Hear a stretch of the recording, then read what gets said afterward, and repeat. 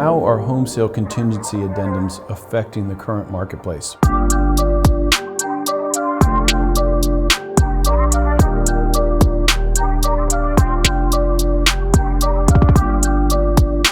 Hey guys, it's Dustin Oldfather from the Oldfather group of Sotheby's International Realty and owner of Motto Mortgage Prosperity. With the recent quarantine and the change or shift of the spring market being pushed back because many people could not list their homes, what we've seen is a record number of home sales for us and for our team and for the region in a very short period of time. What that means is that when someone is coming from another area or relocating, they put their home on the market, but they haven't done it during the normal course of the spring market, which would be March or April, which obviously they weren't able to do.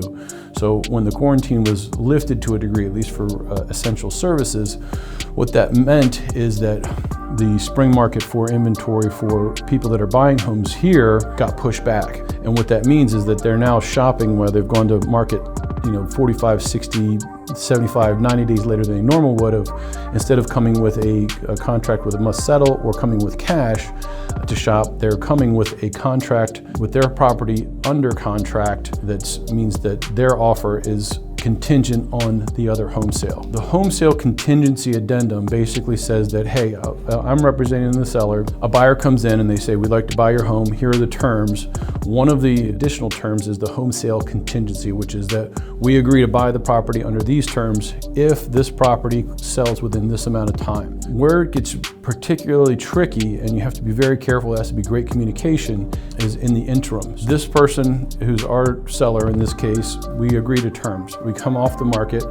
Typically, there's going to be what you call a kick-out clause in that addendum, which says, we agreed to terms, you can go forward if this property sells. In the meantime, we're going to continue to look for a buyer in the market. If somebody else comes in, then we can request that you remove the home sale contingency, or we would be able to accept the other offer. Now, the first buyer gets to perform, and if they want to remove that home sale contingency, they can go forward under the terms agreed. Where it gets complicated is once that home sale contingency is removed, is there is a window that's agreed upon for the closing. And if the communication doesn't happen between the first buyer on their subject property and then the buyer on our client's property, then you end up with some gaps, especially where you're dealing with movers, with moving vans, especially in the summer where people are traveling.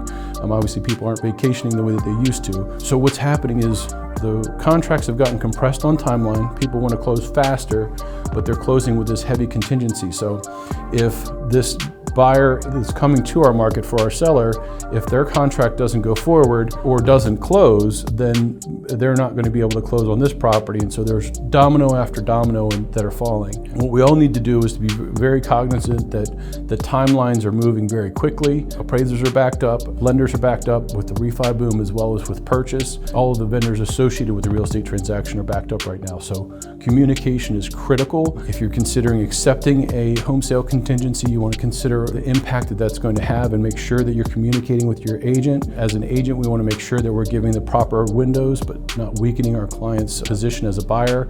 As a seller, you want to tighten those windows as much as possible and make sure that those windows work for you in the event that they do remove that while you look for that other offer. And be cognizant that if you do accept the home sale contingency and you want to get that contract bumped out of first position, you cannot do that if the first buyer removes the home sale contingency and decides to go forward. It does mean that you have agreed to a contract, which then starts your timelines. And so it's a very complicated addendum.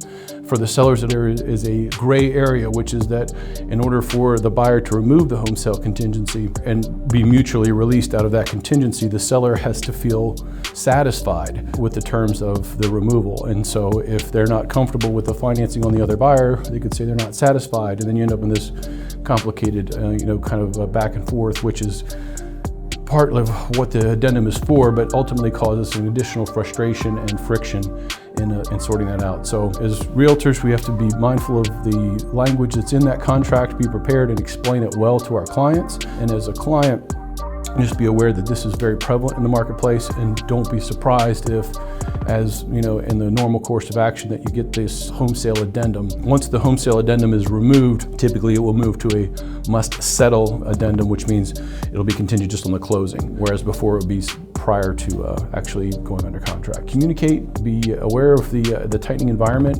and can avoid some of the frustrations that we're all having with the home sale addendum.